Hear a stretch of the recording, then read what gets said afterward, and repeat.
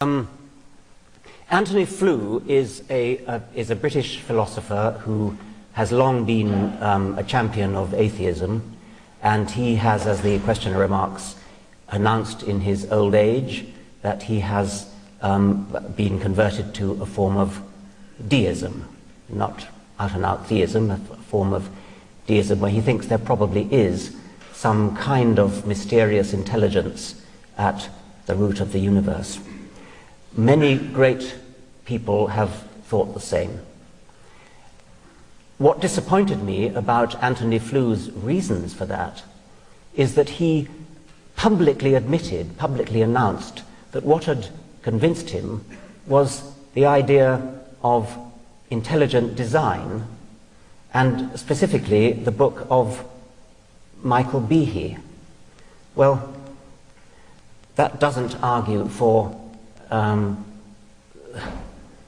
the surviving powers that Antony Flew once had as an intellectual. No serious thinker could possibly be positively impressed by the arguments of the so-called intelligent design creationists.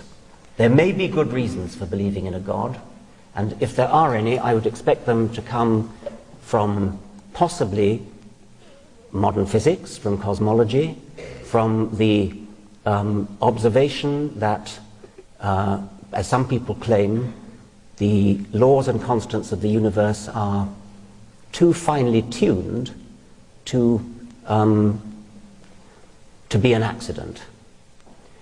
That would not be a wholly disreputable reason for believing in some form of supernatural deity. I think there's a very good argument against it, and I've developed much of my chapter 4 to, as I think, refuting that argument. If Antony Flew had said that, then I think we could have a serious argument with him.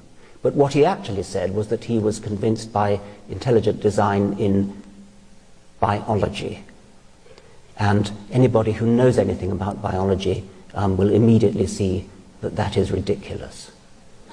I'm sorry to be so harsh, but when I last saw Antony Flew, he didn't endear himself to me because he actually went about promulgating the legend that Darwin himself had a deathbed conversion. And that really is a ridiculous story, which was long, long ago disposed of by the Darwin family. And it led me to somewhat discount other things that Antony Flew is now saying. He once was a great philosopher. It's very sad. I have a question for the three of you. Is there any argument for faith, any challenge to your atheism that has given you pause, that has sent you back on your heels, where you felt you didn't have a ready answer, etc.? I actually can't think of any. I mean, I think the closest is the idea that the fundamental constants of the universe are too good to be true, and that does seem to me to need some kind of explanation if it's true. I mean, Victor Stenger doesn't think it is true. Having accepted the word of physicists that there is an element of fine-tuning, and I've tried to lay out three possible explanations. One would be God, which, as I've said, isn't an explanation at all. One would be the multiverse, and then anthropically, with hindsight, saying we have to be sitting in one of the universes that could give us. But the third one, which I've attributed to you, possibly wrongly, would be what I call the macho physicists, who say, well, it's just that we don't understand why these things that are the way they are. One day we will, when we have a theory of everything, it will be understood. But it sounds from our conversation as though that I misrepresented you there.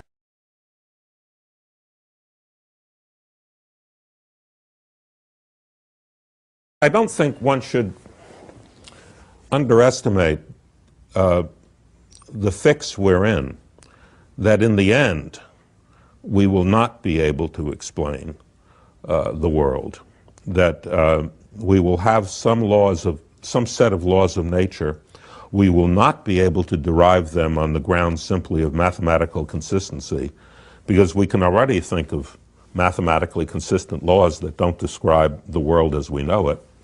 And we will always be left with a question, why are the laws of nature what they are rather than some other laws?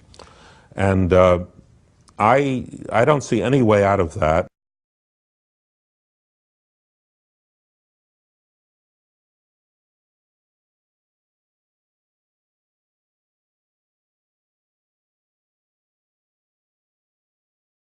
The fact that the constants of nature are suitable for life, which is clearly true, we observe.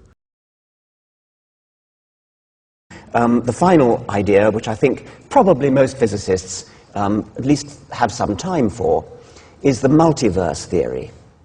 No one has constructed a theory in which that's true. I mean, it's not only a speculation. The theory would be speculative, but we don't have a theory in which that speculation is mathematically realized. Right, yeah. So, but it's a possibility.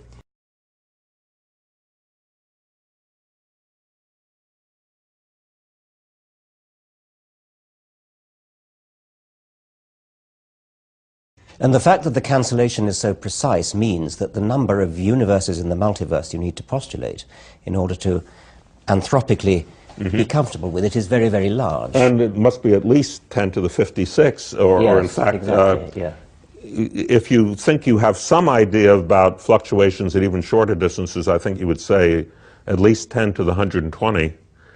In fact, that's a little disturbing.